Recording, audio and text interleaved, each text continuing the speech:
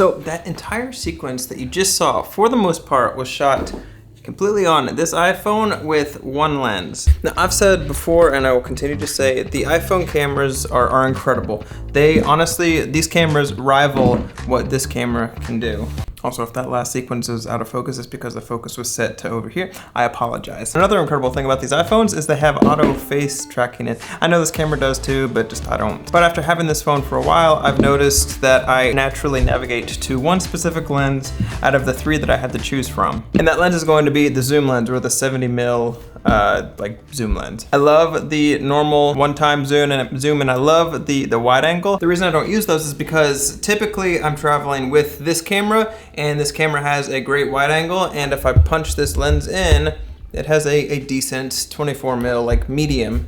But if I wanted to get a zoom lens on this camera, that means that I would constantly have to travel around with this lens, 3, 4, 5, 6, 7 times the size of my iPhone. So because of that, if I need to get some kind of close-up stuff or just to give me some more dynamic shots, I just naturally use the zoom lens on this camera. And for YouTube stuff, it gets me pretty much 90% of the way there. My only gripe with this is sometimes it gets kind of wobbly and bouncy, but after about 2 seconds of it doing that, the lens looks great. That's the feature that I pretty much use almost exclusively on this iPhone. If you use your iPhone for stuff, let me know in the comments what you actually use it for, because I would be curious to know. Right now, I think we gotta go dig in the storage unit. Somebody is buying our hot tub, but we left a piece or a part in the storage unit, so now the tricky part and the annoying part is there's a big mattress blocking this door, meaning that I'll just show you. You see, we're selling this, but we haven't found anybody to want to buy it. The box that we need is somewhere in there. And to access that box, as you probably already know, we have to move. A little update. The first box we actually looked at was the one that we needed.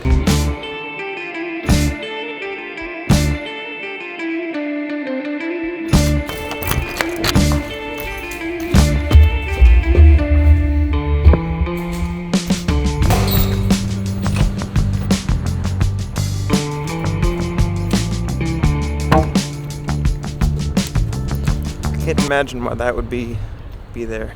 I just spent the last couple hours getting some work done and setting more of the office up. If you watched yesterday's vlog, you'll know that I had to set a TV up. After doing it 3 different times, doing it once upside down, TV's up. Look at this little car. It's like a little Barbie go-kart thing.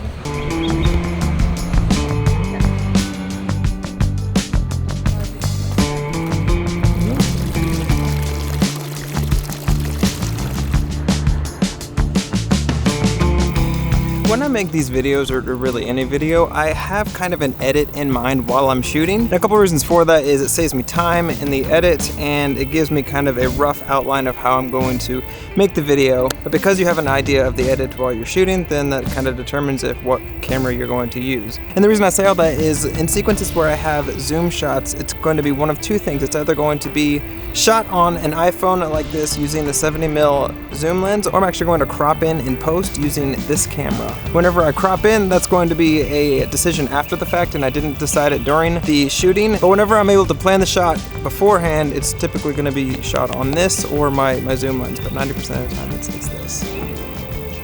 I hope that made sense. Also, we decided to go on a walk after getting some stuff with the house done. You have to take it piece by piece, and typically for me at least, walks are the things that space out the pieces.